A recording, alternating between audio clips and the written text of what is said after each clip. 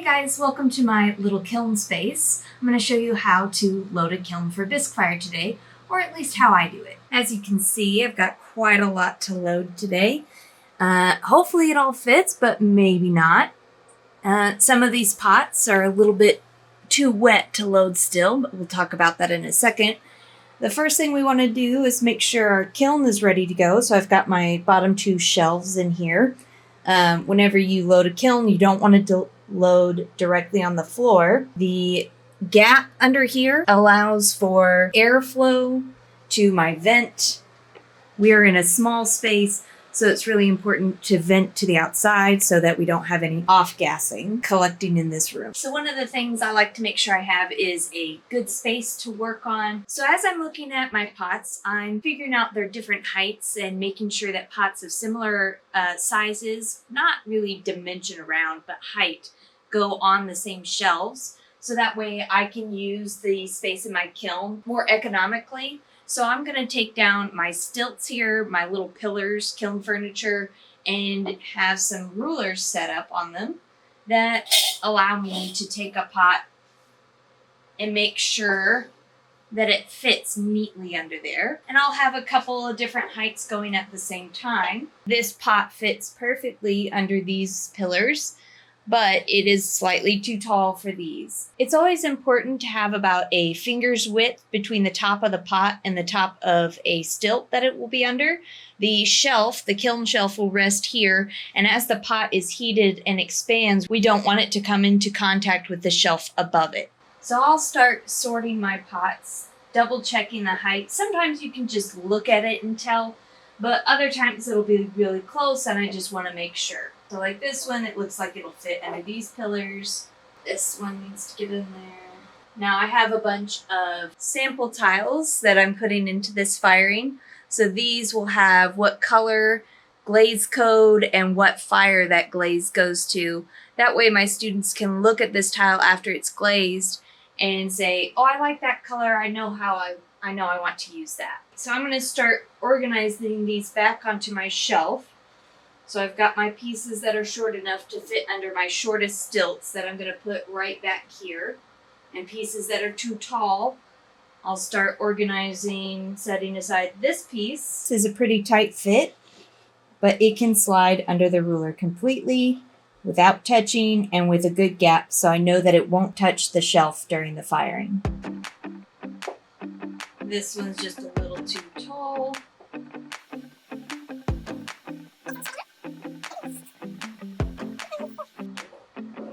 That one's too big. This one touches the ruler. This is why I use the ruler. So even though this pot is able to pass, it touches the ruler right there. And so I know that it will get broken by the kiln shelf being set on top of it. So that's why it's really important to check the height of your pots to your pillars. So once I have a good number here, that I think will start fitting on the bottom shelf, I'm going to go ahead and start loading them in the kiln. So there's a couple things I need to be mindful of when I'm loading my kiln. One of them is this.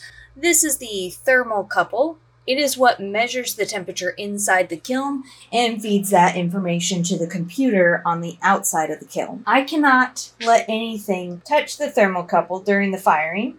So when I'm loading, I have to be careful of that. Some of my stilts are tall enough that the kiln shelf would actually touch the thermocouple when I set it on top. So I have to either go taller than this or shorter. So these stilts are short enough that a shelf can fit comfortably under there. Whereas this stilt is a little too tall. So in both of these cannot be my first stilts on this side of the kiln because the shelf would touch the thermocouple either way. So I either have to go taller or shorter. If you have an older kiln that doesn't have a thermocouple but instead has a kiln sitter, you also don't want your shelves or your pots to touch your kiln sitter because anything that touches the thermocouple or the kiln sitter would change its temperature reading, either making it lower or higher, turning it off too soon, or affect when the kiln turns off because it's affecting the temperature reading. The first thing I'm going to do is put my stilts in here. And these are the shorter ones that I've been measuring my pots against. And so I'm going to start loading my shortest pots. A tiny kiln that one of my students made to put inside the kiln.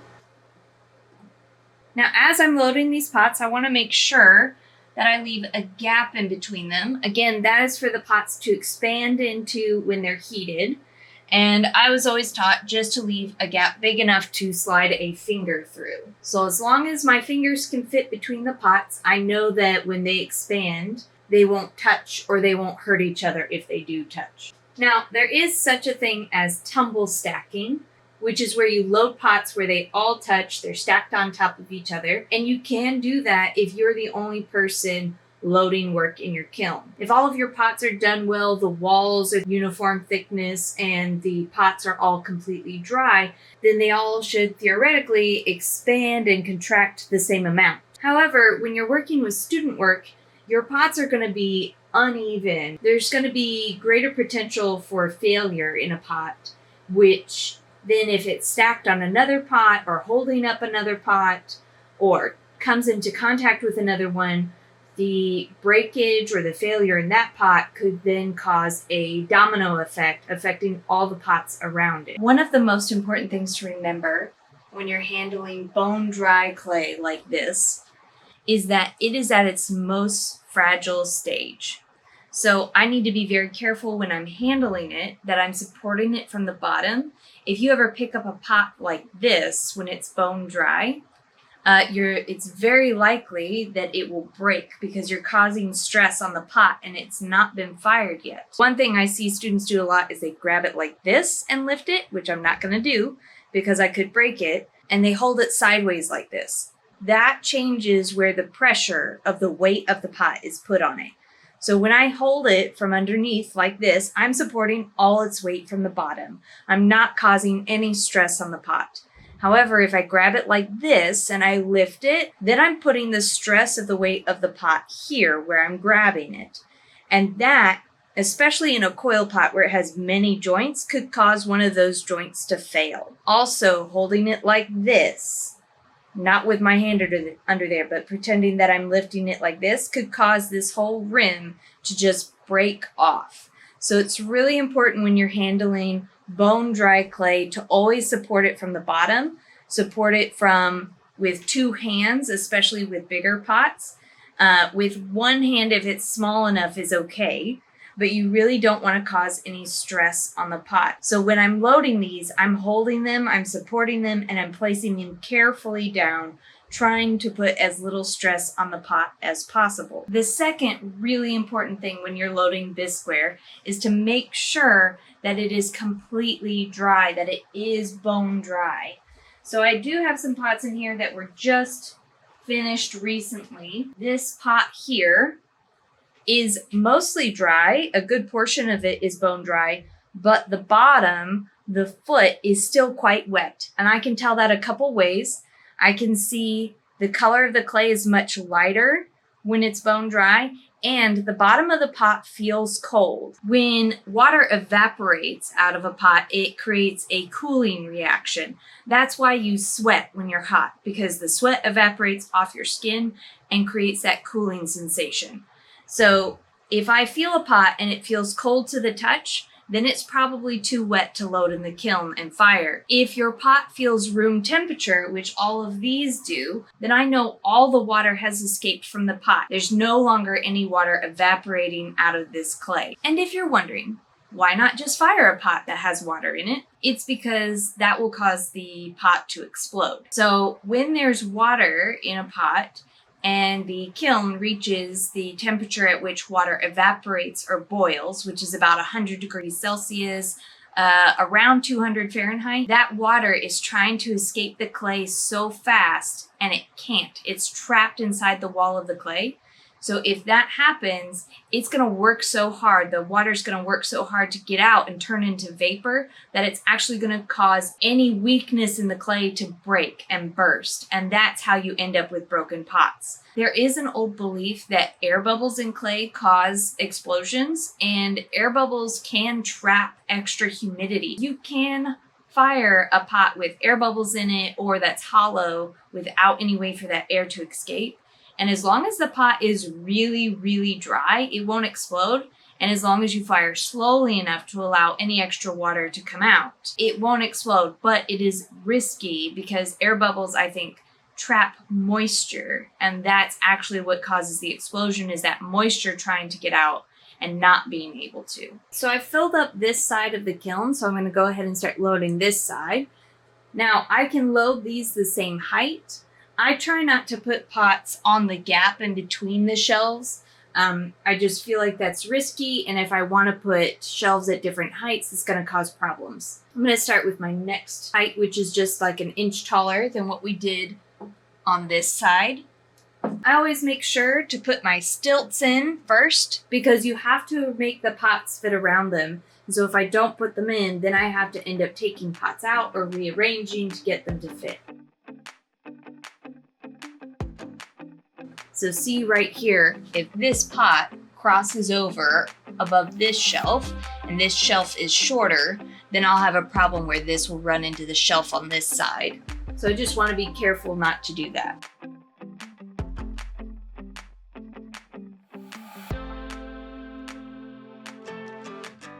So notice how when I'm putting the pot down, I've got my fingers on either side of it. And I'm gently placing it down, but I've got my fingers spread out to really support the weight all the way around the pot.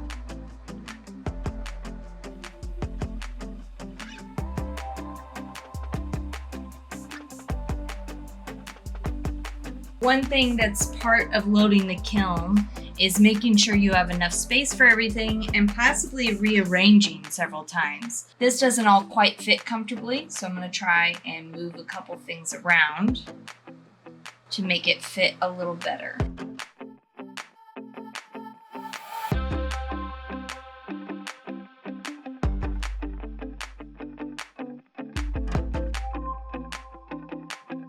The thing I don't want to do is have my stilt standing too far off.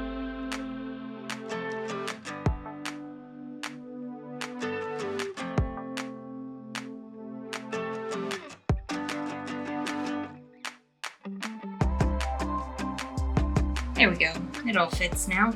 Now that this first layer is filled up, it's time to put in my first kiln shelf. My shelves are covered in kiln wash that needs to be scraped and redone, but since this is just a bisque fire, it won't hurt to just fire the pots on this. Now I've got to be mindful of my thermocouple still, so when I put this shelf in, I'm going to make sure to gently slide it under the thermocouple, also being sure not to run it into the pots that are going to be underneath it.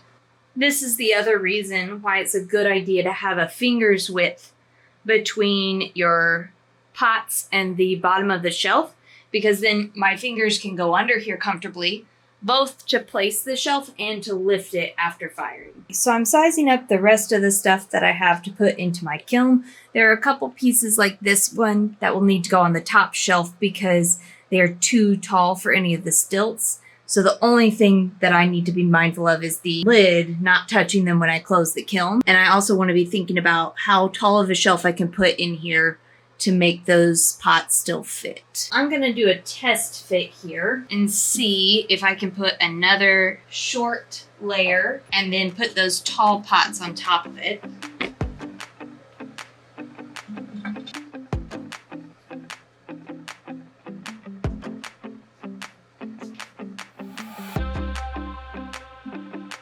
And so I can tell right off the bat that these are going to fit. They're short enough. But I also keep a yardstick in here that I can lay across my kiln and double check. So as you can see, these pots fit with plenty of room underneath the yardstick.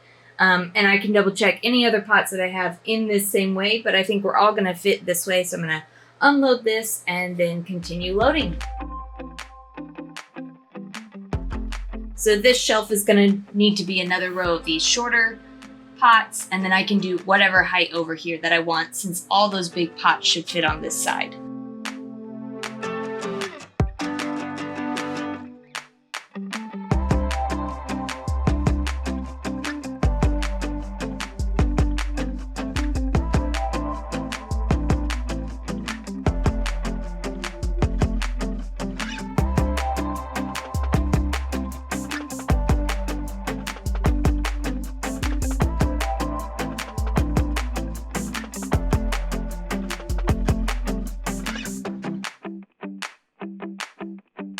Then I'm just sprinkling in some of these sample tiles where pots won't fit. Okay, it's been a couple days, so more of my pots have had time to dry and are ready to load in the kiln. I can tell that they're dry mostly by the way that they look. I'm using a light colored clay, and so as the water evaporates out, the color is lighter. The second way I can tell is that when I touch them, they feel room temperature. They don't feel colder than the room. Now, in the winter time, this can be a little bit harder to tell. Some people like to put them to their face to feel if the temperature is cooler because your hands are already cold, or maybe have a hard time telling with your hands. But I can tell pretty well with my hands it's not too cold out right now. So I'm gonna continue sorting these by height and loading them into the kiln. Another way that I sort these, where maybe I'm not using the ruler all the time, is that I'll have two pillars or stilts next to each other, and I'll just place the pot next to them, and then I'll sort it off to that side. I've got a pot here that is slow drying because we have some special attachments, so this one won't go in the kiln this time. Yeah, and we're gonna do the next layer this height because I've got plenty of pots that will fit on that height. And then the last shelf will just be whatever height there is left between the top shelf and the lid.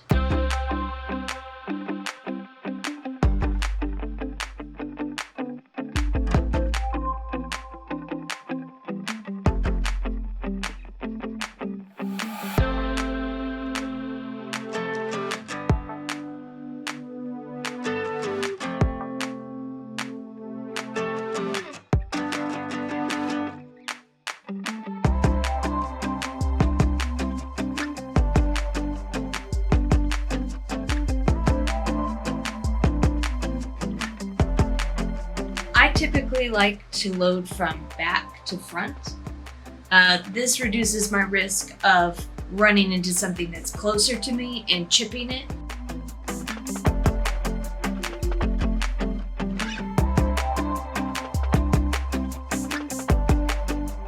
I am running out of room, so not everything's gonna fit in here. So I'm gonna pick pots that are tall or that look especially fragile, like they might break before the next firing.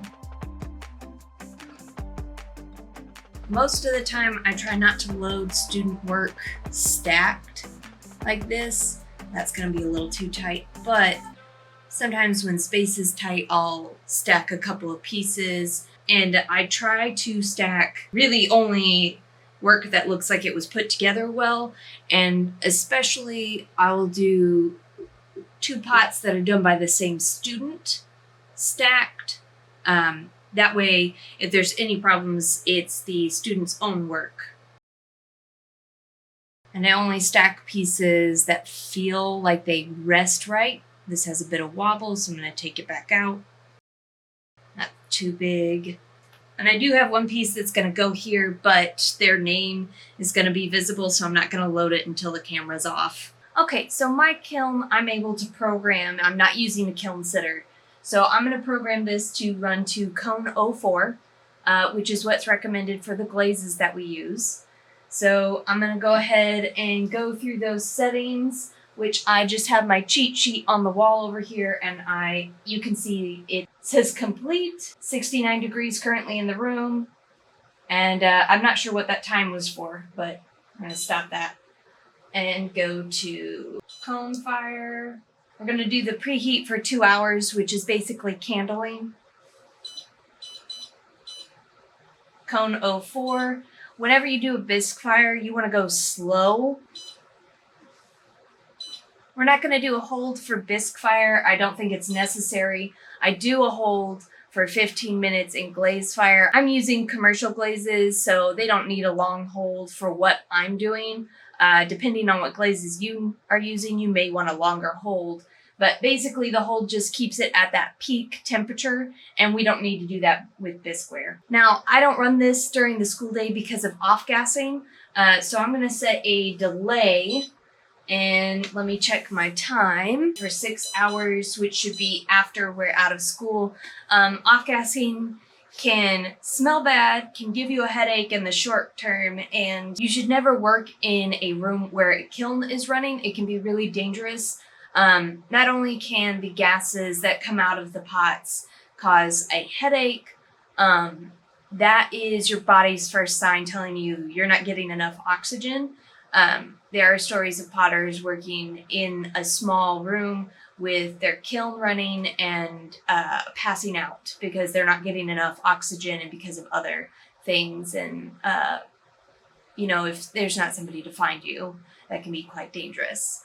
I don't want to deter you from doing pottery. I don't want to scare you, but at the same time, there are actual dangers that we as potters need to be aware of and to take care of ourselves. So that is why I don't run the kiln during the school day. I run it overnight. I wouldn't be able to do that if the kiln didn't turn itself off automatically, but I am fortunate to be in a situation where that's possible for me. Okay, the last thing I'm gonna do, since this is gonna start itself, is I'm gonna come over here and turn on my ventilation.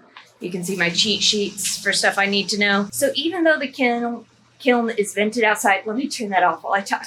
Even though ventilation is carrying most of that off-gassing outdoors, it can still be problematic. You can still get a buildup in this room, especially because it's so small. Often when I come in the next day, I can still kind of smell it. So that lets me know this is not a perfect vacuumed system.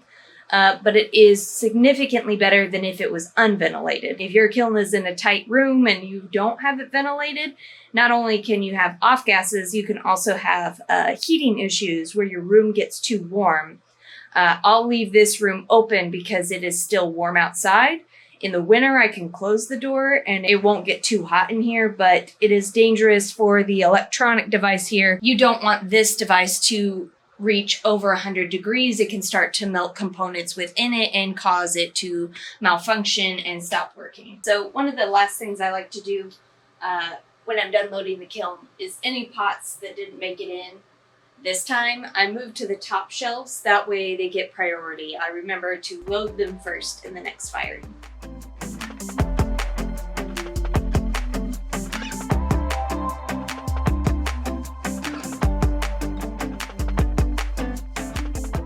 That is it for how I load and run my Bisque fire. I hope that was helpful. I hope you enjoyed it, and I'll do a glaze fire hopefully in the near future.